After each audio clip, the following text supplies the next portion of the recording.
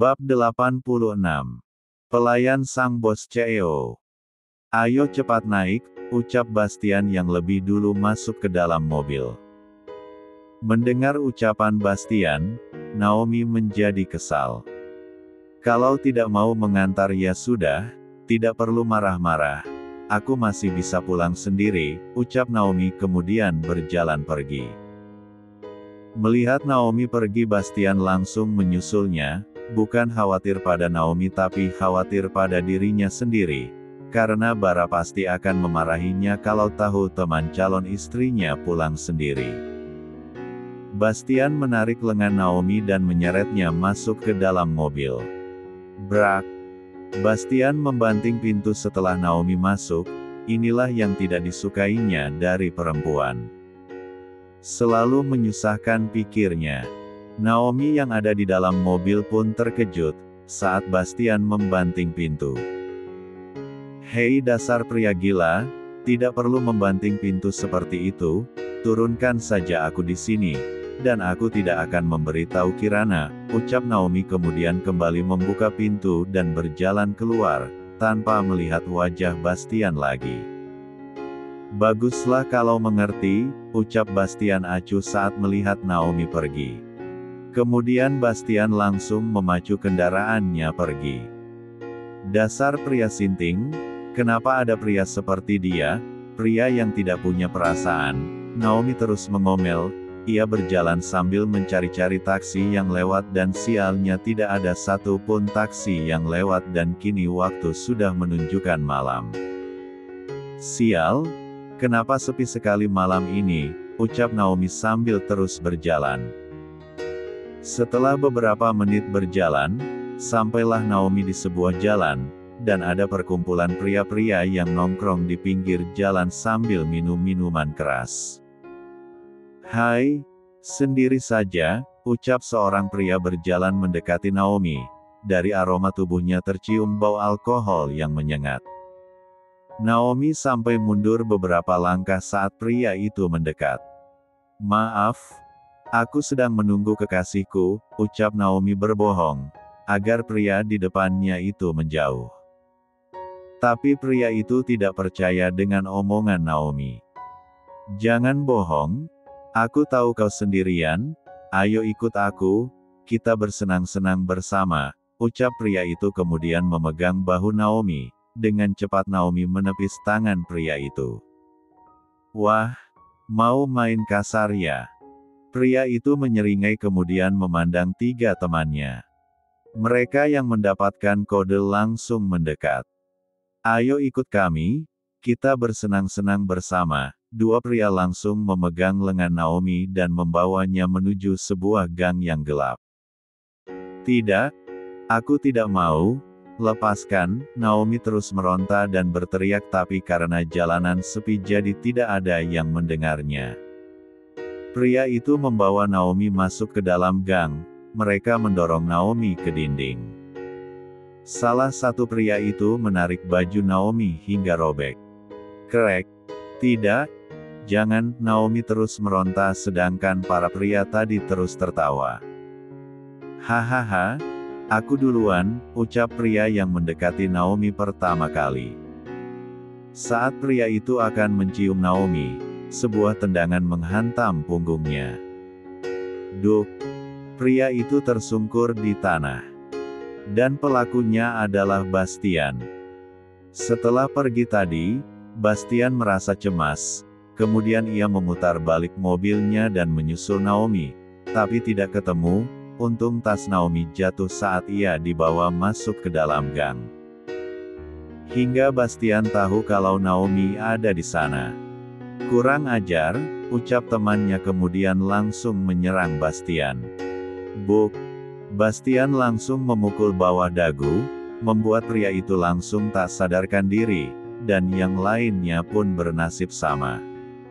Mereka terkapar di tanah dengan luka memar akibat pukulan Bastian. Bastian melihat Naomi yang ketakutan di sudut tembok. Ia menangis sambil memegangi pakaiannya yang terbuka. Bastian berjalan mendekati Naomi. "Maafkan aku," ucap Bastian yang tak tega melihat keadaan Naomi. Mendengar suara pria, Naomi kembali ketakutan. Ia memundurkan tubuhnya sambil berteriak. "Pergi, pergi, jangan sentuh aku," ucap Naomi sambil mengibaskan tangannya. "Ini aku, ayo kita pulang, Kirana pasti khawatir padamu," ucap Bastian. Mendengar nama Kirana disebut, Naomi menjadi sadar. Ia mendekati Bastian dan memeluknya. "Tolong. Aku takut," ucap Naomi sambil memeluk Bastian. Ia masih menangis. Melihat keadaan Naomi yang kacau, Bastian langsung membuka jaketnya dan langsung menutupi tubuh Naomi kemudian berjalan menuju mobil. "Jangan takut, ada aku di sini," ucap Bastian mencoba menenangkan. Naomi terus menempeli Bastian sampai ke mobil. Setelah memberitahu alamat tempat kosnya, Bastian langsung mengantarkan Naomi. Naomi hanya diam di dalam mobil. Ia sudah sadar dan merasa malu pada Bastian karena memeluknya tadi. "Sudah sampai," ucap Bastian. Mendengar itu Naomi langsung turun dari mobil diikuti Bastian. Saat Bastian akan pamit pulang, Naomi dengan ragu-ragu berbicara. "Bisakah kau menemaniku sampai aku tidur? Aku takut sendirian," ucap Naomi tanpa melihat wajah Bastian. Bastian yang merasa bersalah pada Naomi pun menurut saja. Setelah mengganti pakaian, Naomi langsung naik ke atas kasur dan memejamkan matanya. Dengan Bastian yang duduk di sampingnya. Karena Bastian bergadang saat menjaga Yanti, jadi tanpa sadar ia juga tertidur, bahkan ia bergeser mendekati Naomi. Mereka tanpa sadar tidur berdua di kasur yang sama. Di rumah sakit, Bima terus mengumpat kesal. Bara dan Kirana terus bersumbu di dalam ruangan Yanti. "Kapan mereka selesainya?" ucap Bima yang sudah tidak tahan. Bahkan suara Kirana membuat wajahnya kian memerah. "Tuan sudah, G3 Li," ucap Kirana karena Bara terus menciumi lehernya. "Aku sudah tidak T4 Han lagi," ucap Bima sambil menggeram. Sedangkan Yanti menggelengkan kepalanya sebagai tanda untuk jangan mengganggu bosnya itu. "Aku tidak peduli, aku sudah tidak tahan lagi." Saat Bima akan berdiri tiba-tiba kursi yang ia duduki terjatuh ke belakang. Membuat Bara dan Kirana terkejut. "Kau sedang marah?" ucap Bara sambil menatap tajam Bima. "Tidak," ucap Bima sambil cengengesan. "Aku hanya sedang lapar, dan aku ingin mencari makan di kantin. Apa kau mau juga?" ucap Bima sambil tersenyum pada Bara.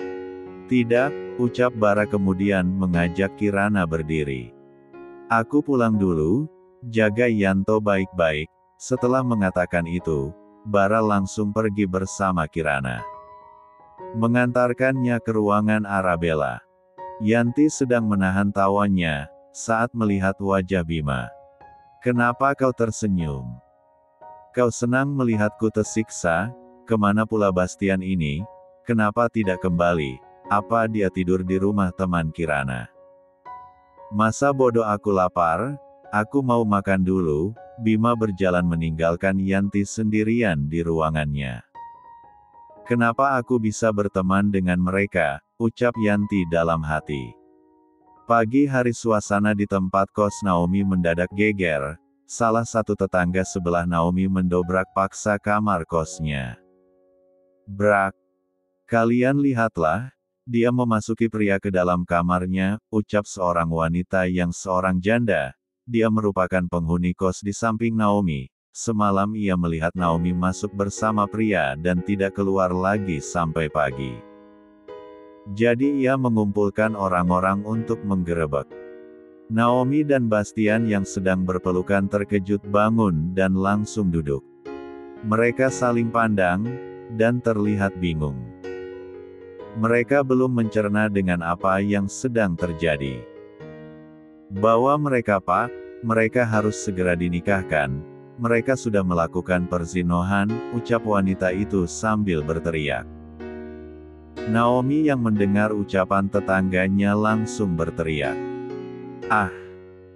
Tidak, kami tidak melakukan apa-apa. Sumpah Pak, saya tidak bohong, Naomi terus berteriak sambil menyilangkan tangan di dadanya. Bastian yang sudah mengerti dengan apa yang terjadi kini ikut berbicara. Kami tidak melakukan apa-apa, kami hanya tidur, ucap Bastian dengan nada datar. Jangan banyak omong, panggil wali kalian, dan bawa mereka ke kantor urusan agama, ucap ketua RT setempat. Naomi menangis, kenapa dia mendapatkan kesialan berkali-kali. Setelah semalam hampir diperkosa dan sekarang malah disuruh kawin paksa dengan orang yang ia benci pula. Ibu, ayah, Naomi tidak mau menikah. Naomi menangis mengingat orang tuanya yang ada di kampung. Sudah, kau tidak perlu menangis, kita menikah saja. Setelah itu kita akan segera urus perceraian, ucap Bastian enteng, membuat Naomi melotot tak percaya. Bagaimana kau bisa mempermainkan pernikahan? Dengan mudahnya kau bicara seperti itu. Aku hanya ingin menikah satu kali seumur hidup, ucap Naomi sambil menghapus air matanya. Aku tidak peduli, ucap Bastian acuh. Hei kalian, cepat bersihkan diri, dan ikut kami, ucap Pak RT. Tanpa menjawab, Naomi langsung menuju kamar mandi. Dan Bastian segera mengeluarkan ponselnya menghubungi seseorang. Setelah sarapan dan membersihkan diri, Kirana duduk di dekat ranjang Arabella. Kata dokter besok ibu boleh pulang, ucap Kirana yang terlihat senang. Ibu akan tinggal di mana? Di rumah kakek atau ikut Kirana di rumah Momi? Ucap Kirana lagi. Ia berharap ibunya mau tinggal bersamanya. Ibu akan bersama kakekmu, dia pasti kesepian di sana, ucap Arabella sambil mengelus kepala Kirana. Tiba-tiba seorang pria masuk ke dalam ruangan. Kirana, ucap Bara berjalan mendekati Kirana. Ayo ikut aku, temanmu sedang dalam masalah, ucap Bara pada Kirana. Mendengar itu Kirana yang terkejut langsung berdiri dari duduknya. Naomi. Kenapa dengan Naomi? Ucap Kirana panik. Kita ke sana biar semua jelas, ucap Bara. Kirana bergegas langsung pergi tapi sebelum itu Kirana berpamitan pada ibunya.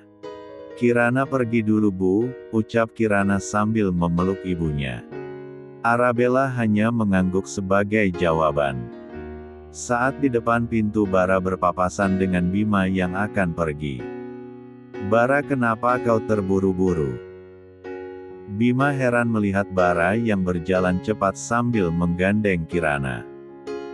Bastian akan dikawinkan paksa, ucap Bara kemudian pergi. Hah, Bima bengong sesaat, setelah sadar ia langsung mengikuti Bara. Bab 87. Dengan pakaian seadanya, Bastian dan Naomi dinikahkan, berbekal kartu identitas dan beberapa saksi, pernikahan itu sah dilaksanakan. Bastian diam-diam menghanyutkan Bara yang ingin menikah. Bastian yang langsung tancap gas, ucap Bima setelah pernikahan telah selesai. Orang-orang yang datang kini beranjak pulang. Terlihat Naomi yang menangis dalam pelukan Kirana.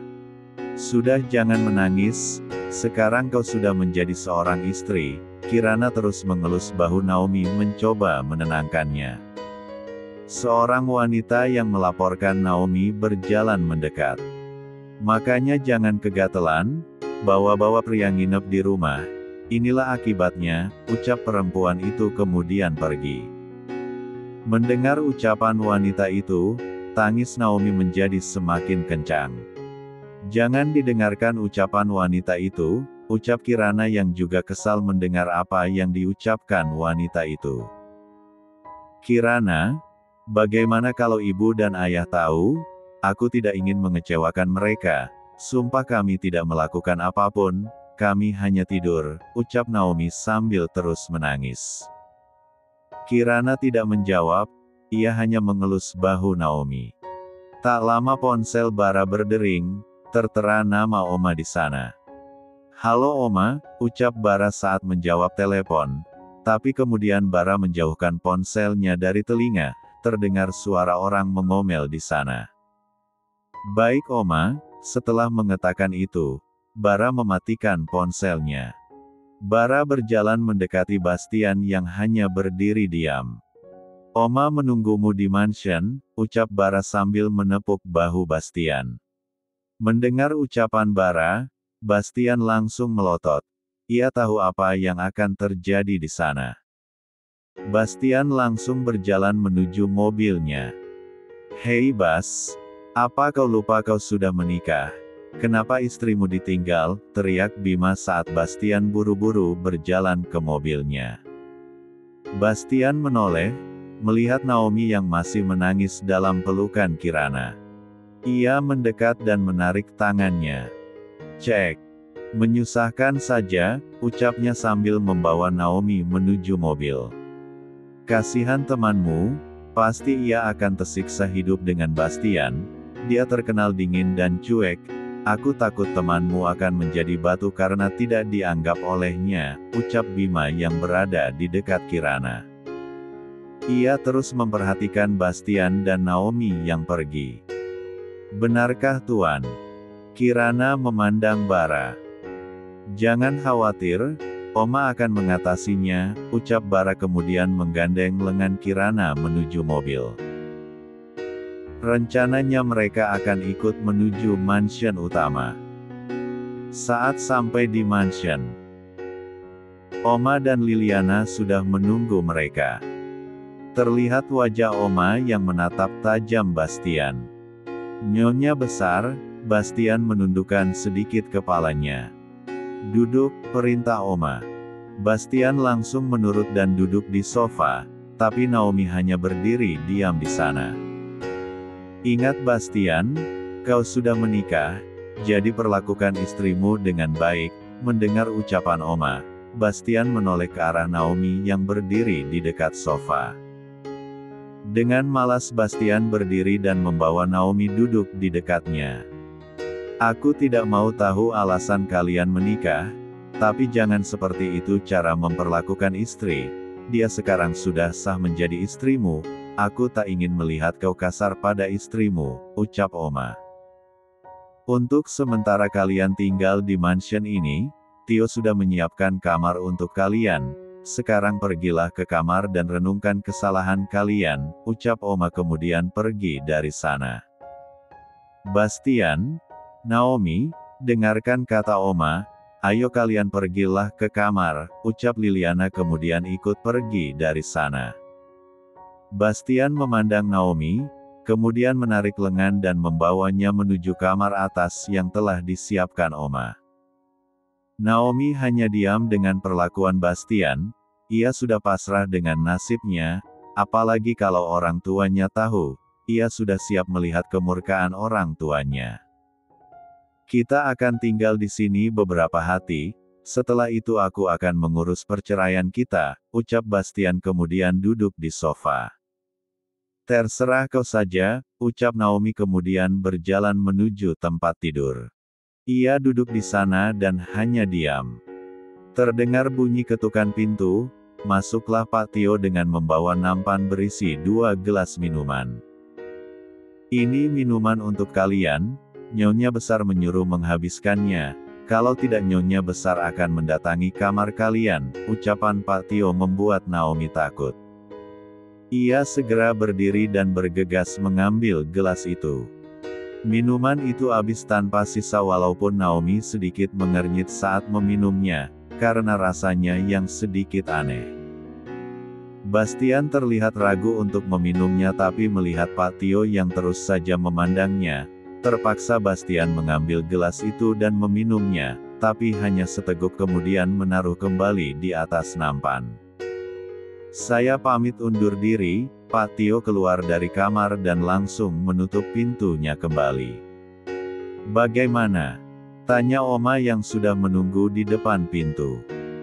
"Beres Nyonya Besar, tapi Bastian hanya meminumnya seteguk," ucap Pak Tio. "Tidak apa-apa, yang penting mereka meminumnya, kita tunggu reaksinya sebentar lagi," ucap Oma sambil tersenyum iblis. Ia yakin rencananya akan berhasil. Ia tahu Bastian tidak pernah mau menjalin hubungan dengan seorang wanita, karena ia tumbuh tanpa kasih sayang wanita. Ibunya telah meninggal saat dia lahir dan ayahnya mendidik dengan keras, sehingga Bastian hampir tidak pernah merasakan kasih sayang. Makanya ia jarang tersenyum. Di dalam kamar Naomi terlihat kepanasan, ia terus mengipasi wajahnya dengan telapak tangan. Ia mendekati AC dan menambah suhunya. Tapi Naomi masih terlihat kepanasan, bahkan wajahnya terlihat memerah.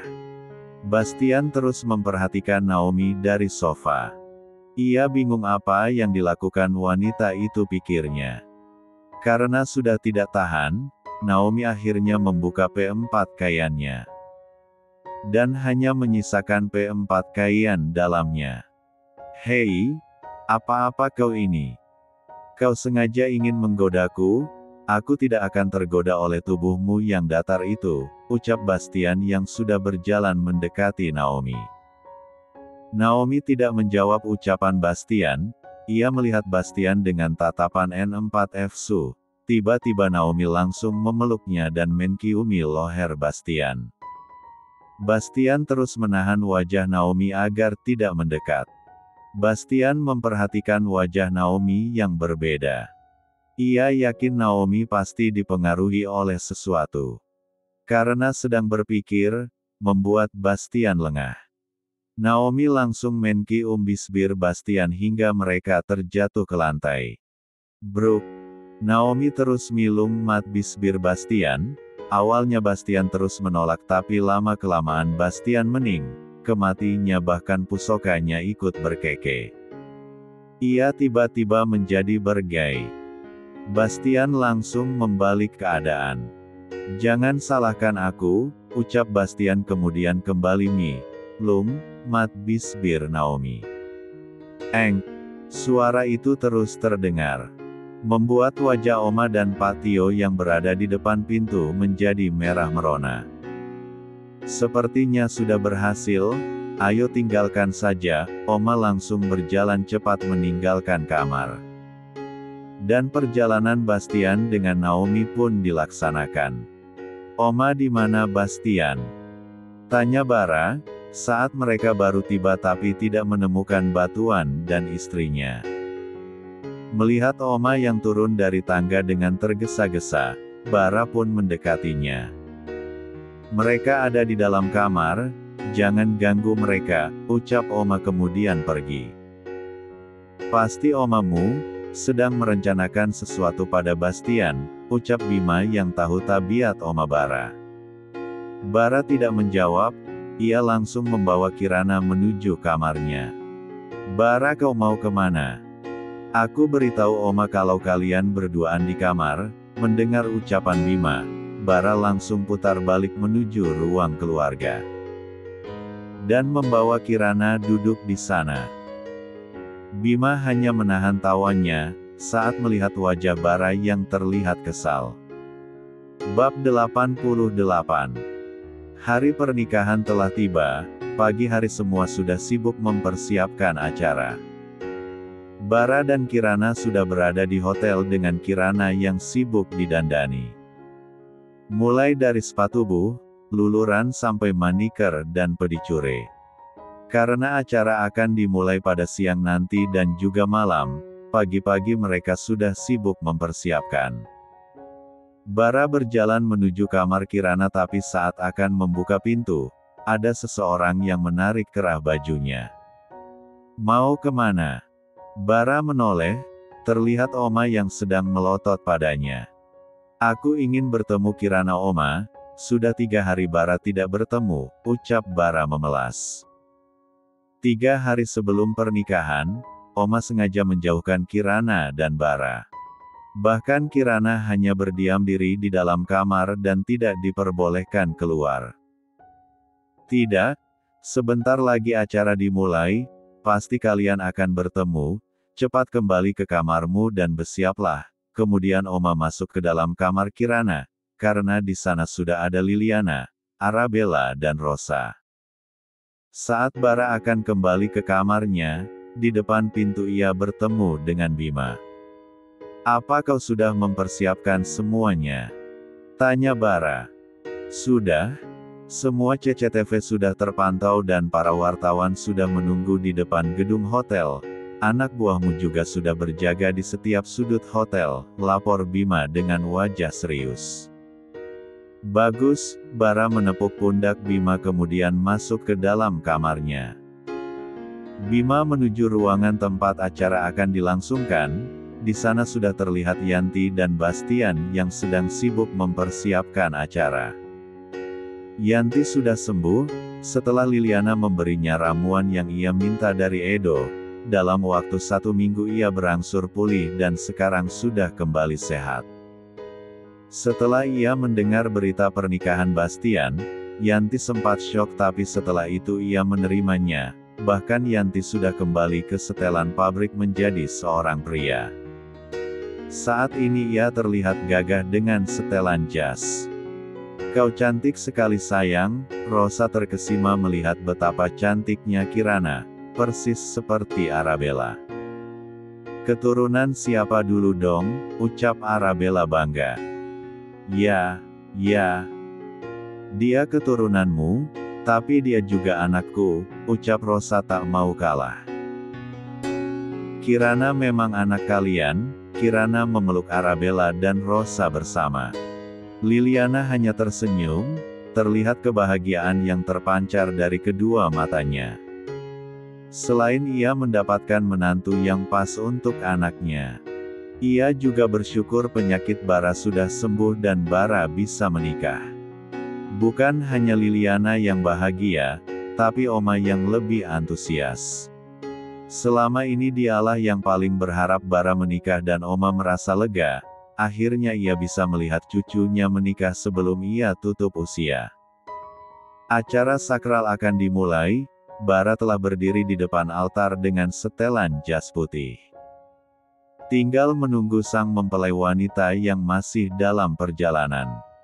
Wartawan tidak diperbolehkan masuk, hanya boleh mengambil gambar dari luar ruangan. Dan saat ini wartawan sedang sibuk dengan kedatangan orang terkenal dari luar negeri. Leonard Benvolio berjalan masuk ke dalam ruangan didampingi oleh asisten dan beberapa pengawalnya. Suara kamera flash tidak berhenti terdengar saat Leo memasuki ruangan. Mereka bertanya-tanya untuk siapa sang mafia itu datang. Atau memang datang karena undangan Bara. Karena Bara juga termasuk orang terkenal di negara ini. Beberapa orang penting di negara juga datang dan pengusaha-pengusaha terkenal juga hadir di sana. Wartawan kini kembali dihebohkan oleh kedatang calon mempelai wanita yang begitu cantik. Gaun yang dipakai Kirana berkisaran ratusan miliar belum lagi mahkota yang ia pakai. Mungkin mencapai triliunan karena di sekelilingnya penuh dengan berlian. Kirana berjalan didampingi Liliana dan Arabella, di belakangnya terlihat Rosa dan Oma serta Mary ikut menghantarkan calon mempelai wanita.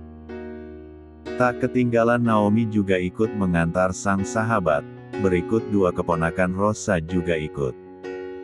Di depan altar sudah menunggu seorang pria tua dengan setelan jas berwarna hitam sesuai dengan warna kesukaannya. Leonard segera mengulurkan tangan. Kakek Kirana menyambut uluran tangan Leo dan langsung menggandeng lengannya. Leonard tersenyum, wajahnya menampakkan kebahagiaan. Semua orang bahkan ikut terkesima, melihat senyum Leo yang jarang ditampakkan, dan para undangan menjadi bertanya-tanya, apa ada hubungan calon mempelai wanita dengan orang yang terkenal kejam itu. Apalagi kalau dilihat dengan seksama, wajah mereka yang mirip. Di altar, Bara telah menunggu Kirana, dengan wajah berbinar menatap wajah sang calon istri yang begitu cantik. Aku serahkan cucu kesayanganku ini padamu, jangan sakiti dia sedikit pun, karena kalau sampai itu terjadi, kau akan berhadapan denganku, Leonard Benvolio, ucap Leo dengan nada tegas dan sorot mata tajam.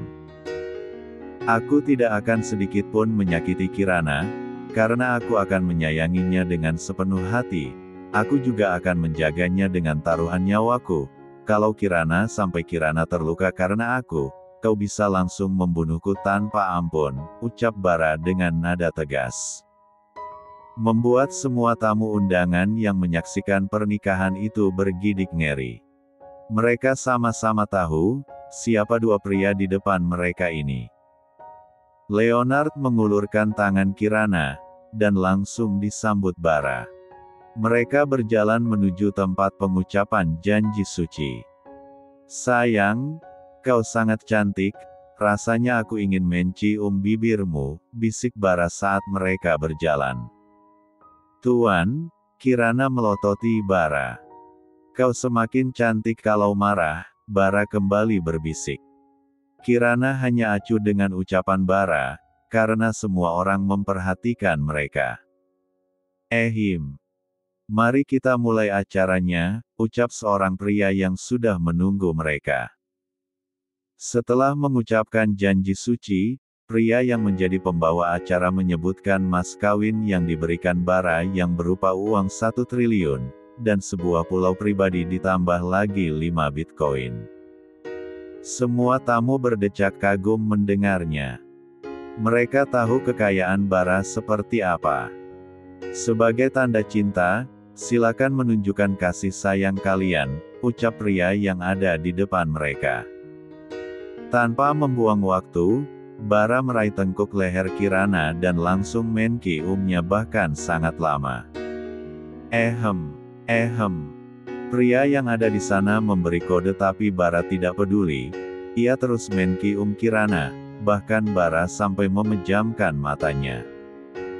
Semua para tamu undangan menjadi riuh, terlihat Daniel yang beranjak pergi saat melihat Kirana dan Bara berkiuman. Rasanya ia tidak sanggup melihat kemesraan dari pasangan itu. Daniel berjalan menuju meja yang berisi makanan dan mengambil air lalu meneguknya. Mari kita tinggalkan kedua mempelai, dan silakan para tamu untuk menikmati hidangan yang telah disediakan, ucap seorang pembawa acara yang pasrah pada pengantin yang tidak punya malu itu. Di televisi sedang heboh menyiarkan berita pernikahan seorang pebisnis nomor 1 di negara ini. Apalagi ditambah berita mengenai sang mempelai wanita adalah cucu dari seorang mafia terkenal. Ayah, itu Kirana ayah, Kirana ada di berita televisi, Mirna berteriak memanggil Damar yang sedang membaca koran.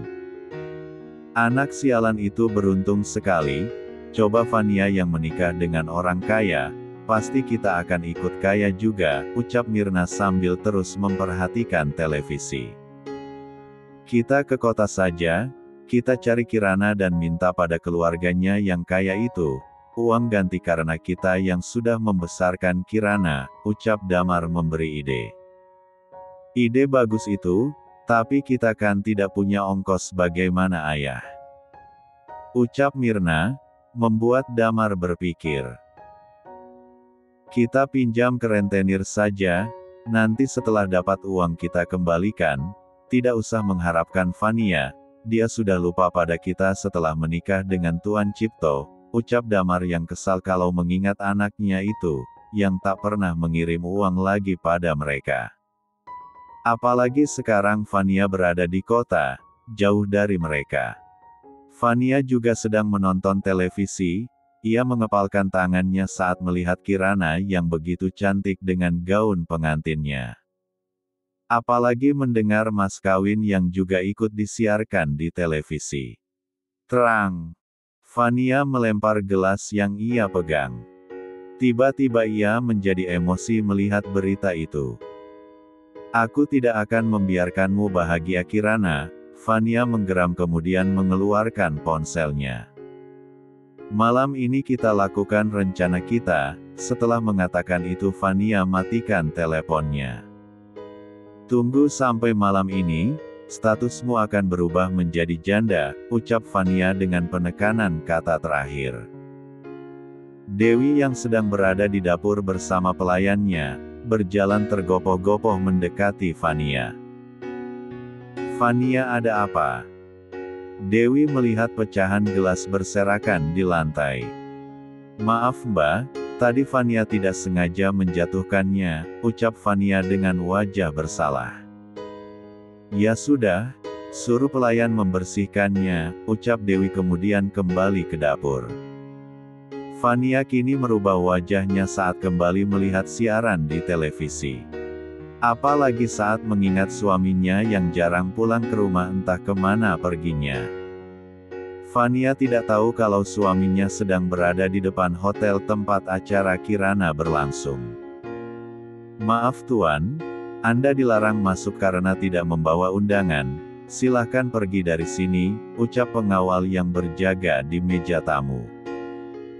Kirana adalah calon istriku, pria yang menikahinya telah merebut calon istriku, biarkan aku masuk, aku ingin merebut kembali calon istriku. Cipto memaksa masuk, dengan dua pengawal yang mencoba menerobos pintu masuk. Karena Cipto tidak tahu kalau hotel itu sudah dijaga oleh banyak pengawal bara. Jadi ia memerintahkan anak buahnya untuk menghajar penjaga pintu itu. Dalam sekejap, dua pengawal Cipto terkapar setelah dihajar pengawal di sana. Mereka tidak tahu pengawal bara adalah anggota mafia Scorpion. Melihat itu bukannya takut, Cipto malah semakin meronta, ketika para anak buah bara memegangi lengannya, saat ia mencoba menerobos masuk. Kurang ajar, lepaskan, Cipto berteriak. Salah satu anak buah bara langsung menghubungi Yanti melalui earphone-nya. Yanti segera keluar ruangan setelah dihubungi. Bongsat, Yanti langsung memukul wajah Cipto, bukan hanya wajah, tubuhnya pun tak luput dari pukulan Yanti, yang terlihat begitu emosi melihat seorang pria yang mengacaukan acara sang tuan. Kau sudah bosan hidup ternyata, Tuan sudah pernah menghajarmu, dan sekarang kau berani menampakkan batang hidungmu, harusnya waktu itu Tuan langsung menghabisimu saja. Yanti terus menendang tubuh Cipto yang terbaring di lantai. Buang ke jalanan, dan buat seolah-olah mereka kecelakaan, ucap Yanti kemudian pergi meninggalkan mereka di sana. Ada apa?